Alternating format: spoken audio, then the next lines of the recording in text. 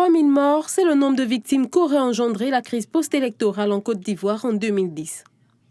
L'ex-chef des Jeunes Patriotes Charles Blé Goudé fait face à la justice internationale depuis ce lundi.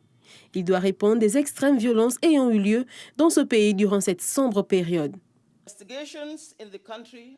Nous avons sélectionné 5 incidents représentatifs des crimes commis par les forces pro-Gbagbo lors des violences post-électorales et de la responsabilité pénale individuelle de M. Charles Blé Goudé. Au nombre des charges retenues, la procureure Fatou Bensouda devra donc convaincre les juges que les éléments de preuve récoltés dans cette affaire sont susceptibles de justifier un procès à l'endroit de l'ancien ministre de la Jeunesse de l'ex-président ivoirien.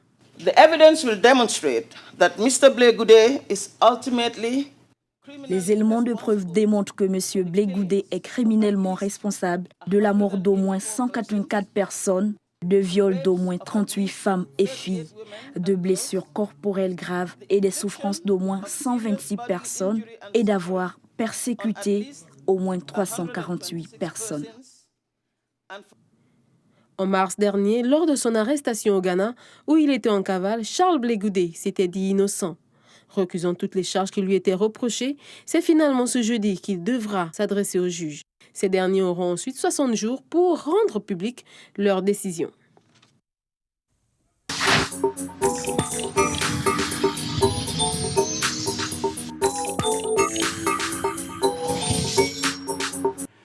Alors que le grand pèlerinage de la Mecque doit débuter le 3 octobre prochain, environ 76 000 musulmans nigérians seront attendus dans le sanctuaire de l'islam pour le Hajj 2014.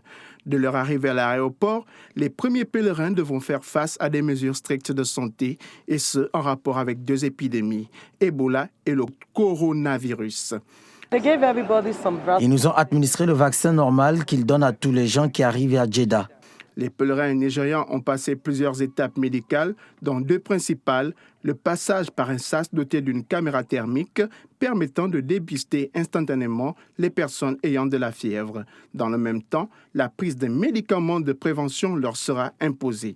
Il faut préciser que chaque année, environ 2 millions de personnes effectuent le Hajj, considéré comme le 5e pilier de l'islam. Nous avons souffert du stress avant de venir ici.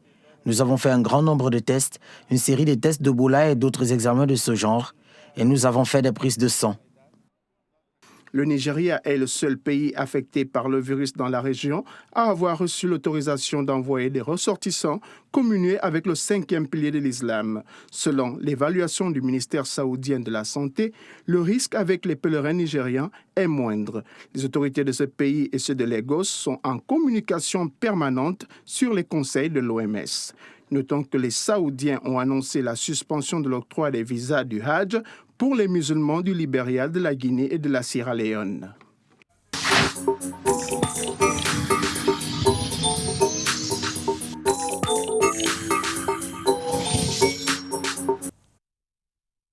La Mecque, au lieu de la spiritualité, rassemblera début octobre près de 2 millions de pèlerins musulmans venus de tous les coins du monde. Une parade militaire a été organisée à cet effet avant d'entamer ce recueillement traditionnel qui débutera dans quelques jours. Près de 85 000 agents des forces de sécurité locales ont été déployés pour que le Hajj se déroule dans la quiétude totale. Pour de nombreux pèlerins, c'est un moment inoubliable, mais aussi de rassemblement au regard du nombre de pays qui s'y sont ajoutés cette année, et ce en comparaison des précédents pour partager ces instants.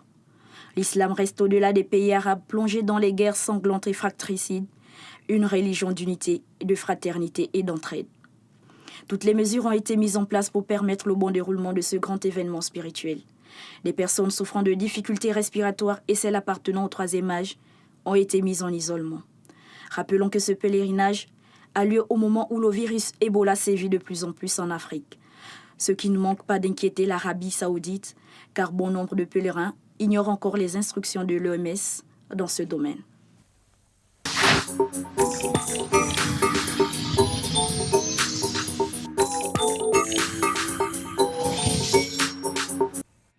La cassette audio ou mini-cassette, appelée encore en langage courant cassette, est un médium introduit en 1962 par le label musical Philips après plusieurs années de recherche.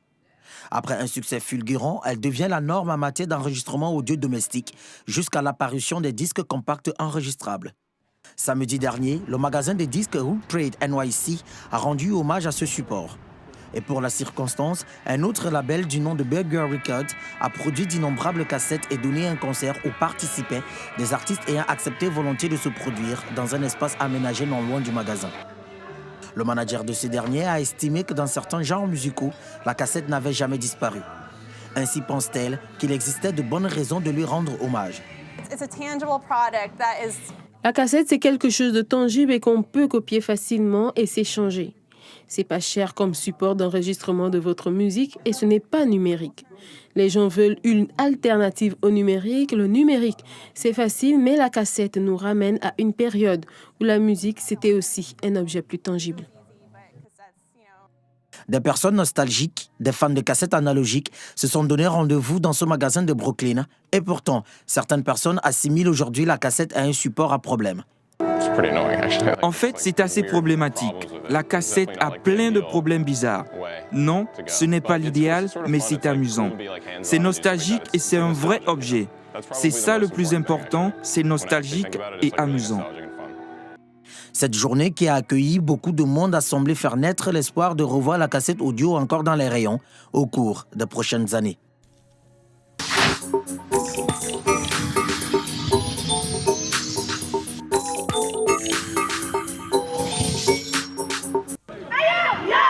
C'est le cri de ralliement de l'Étoile du Congo Handball Section Dames. L'équipe est au point pour le championnat d'Afrique des clubs champions. Le mois prochain en Tunisie, ces dames vont représenter leur pays, le Congo. À 10 jours de la compétition, elles se disent prêtes, hormis quelques petits détails. Des petits trucs techniques seulement, la cohésion, comme il y a des nouvelles, on a eu à appeler des renforts et tout.